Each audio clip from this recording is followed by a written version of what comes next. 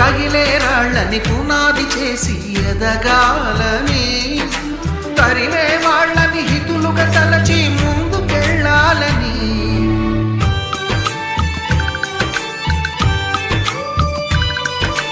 కన్నుల నీటిని కలల సాగుకై వాడుకోవాలని, కాచే నిప్పుని ప్రమిదగా మలచి కాంతి పంచాలని, గుండెతో ధైర్యం చెప్పెను, చూపుతో మార్గం చెప్పెను, అడుగుతో గమ్యం చెప్పెను, నేనున్నానని నేనున్నానని, నీకేం కాదని, నిన్నటి రాతని మార్చేస్తానని.